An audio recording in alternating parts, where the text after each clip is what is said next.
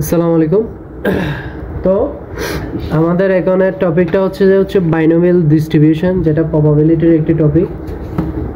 So এখানে binomial ডিস্ট্রিবিউশনটা কি জিনিস, জাস্ট আমি একটু করে থিওরি আলোচনা করলে বলে দিচ্ছি। সেটা হচ্ছে যে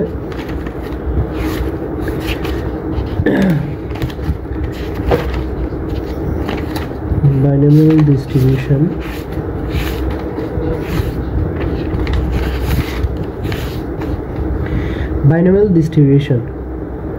binomial distribution জিনিসটা হচ্ছে to find the probability of happening of an event once or twice or thrice or r times। মানে একটা ইভেন্ট মানে যে কোনো একটা ঘটনা একবার ঘটছে বা দুইবার ঘটছে, তিনবার বা n সংখ্যক বার ঘটলে তখন এটার যে প্রবাবিলিটি বের করতে হয় সেটা আমরা হচ্ছে বাইনোমিয়াল ডিস্ট্রিবিউশনের মাধ্যমে বের করি। তো আমরা এখানে মোটামুটি শর্টকাট সূত্র দিয়ে দেখি।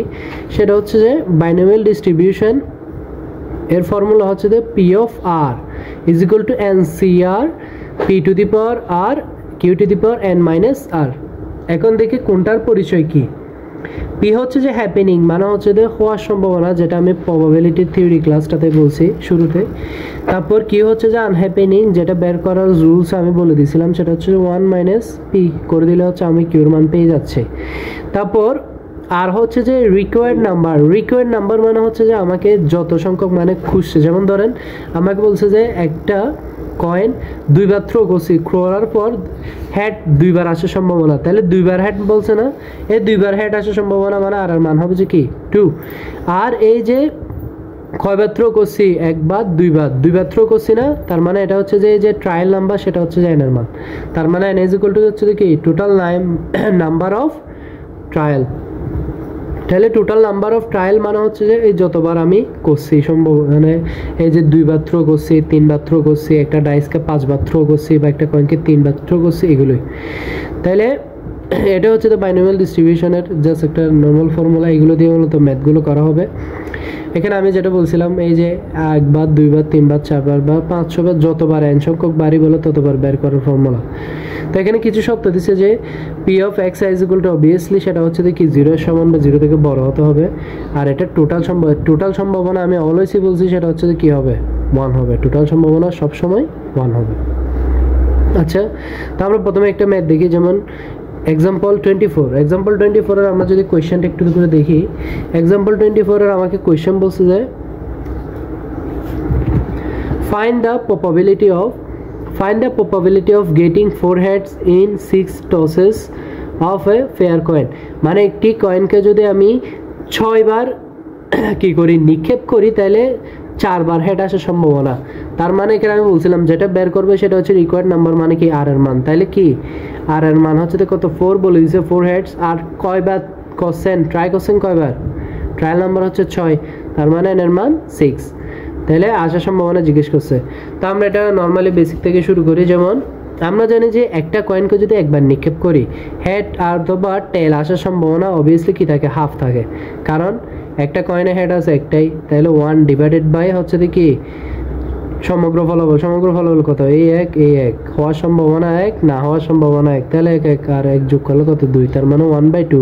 তার মানে কি হেড আসার সম্ভাবনা 1/2, তাহলে না আসার সম্ভাবনা কি 1 মাইনাস হাফ, তার মানে তাও কি 1/2। আর টোটাল নাম্বার অফ ট্রায়াল হচ্ছে 6। আর রিকোয়ার্ড কি 4টা হেড বলছে না, তাহলে রিকোয়ার্ড নাম্বার হচ্ছে কত 4।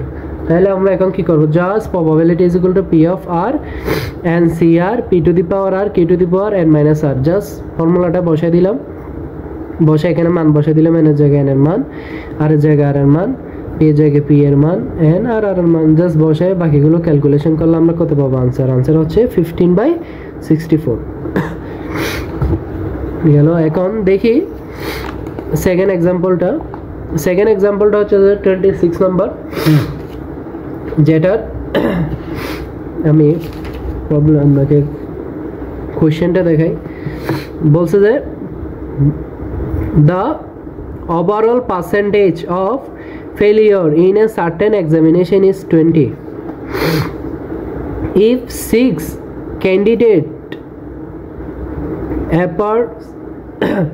appear in the examination, what is the probability that at least 5 pass the examination, মানে একটা সার্টেন যে কোনো একটা পরীক্ষায় ফেলিওরের সংখ্যা বলে দিছে হচ্ছে যে 20%।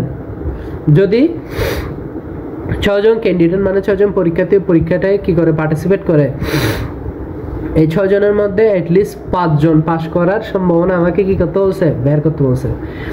তাহলে আমাকে এখানে বলে দিছে কি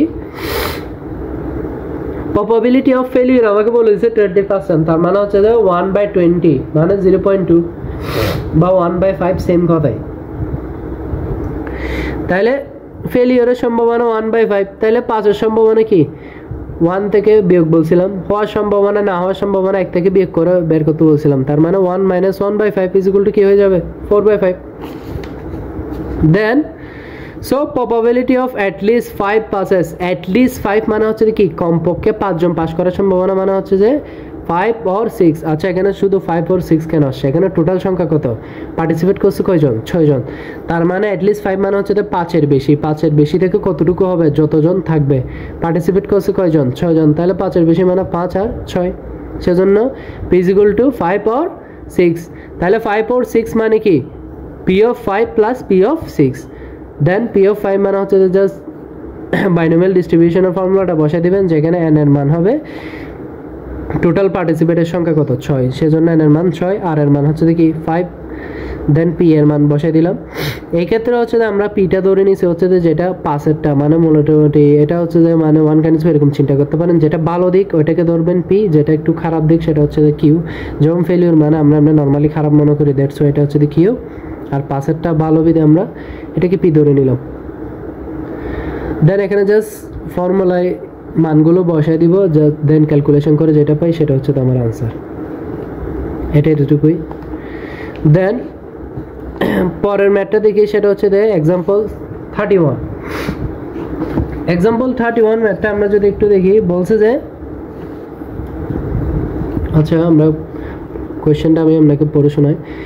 A underground mine has 5 pumps installed for pumping out storm water. The probability of any one of the pumps failing during storm is 1/8. What is the probability that, এখানে দুইটা কোয়েশ্চেন দিছে, একটা হচ্ছে at least 2 pumps will be working and all pumps will be working during a particular storm। তার মানে এখানে underground একটা pump, 5টা পাম্পের কথা বলছে যেগুলো মূলত গরম পানি কি করে উত্তোলনের কাজে আছে। তো এখানে একটা ফিলিং পাম্পস ফিলিং এর প্রবাবিলিটি দিয়ে আছে, তারপর আর টোটাল সংখ্যাটা বলে দিয়েছে কয়টা পাম্পস, 5টা পাম্পস, আর কিছু বলে নেই। তাইলে আমাকে ফার্স্ট কোয়েশ্চেন করছে at least 5 pumps will be working, এটার প্রবাবিলিটি কত। তাই আমি বলছিলাম অ্যাটলিস্ট বলবো মানে অ্যাটলিস্ট যত বলবে তার থেকে বেশি, কতটুকু যতটুকু সংখ্যা সেখানে থাকবে, যেমন 5টা পাম্পস আছে, তাহলে আমাকে বলছে অ্যাটলিস্ট 2 মানে কি 2 এর বেশি, তাহলে 2 এর বেশি কে হবে 2, 3, 4 and 5, কারণ টোটাল নাম্বার হচ্ছে 5। তাহলে সেমভাবে ম্যাথটা যদি আমরা শুরু করি, তাহলে এখানে দেখবেন given that probability of pumps failing এর কত দেয়া আছে 1/8, তাহলে আমরা ওয়ার্কিং এরটা বের করতে পারতেছি, 1 থেকে জাস্ট মাইনাস করে দিব, তাহলে মানে কি 7/8।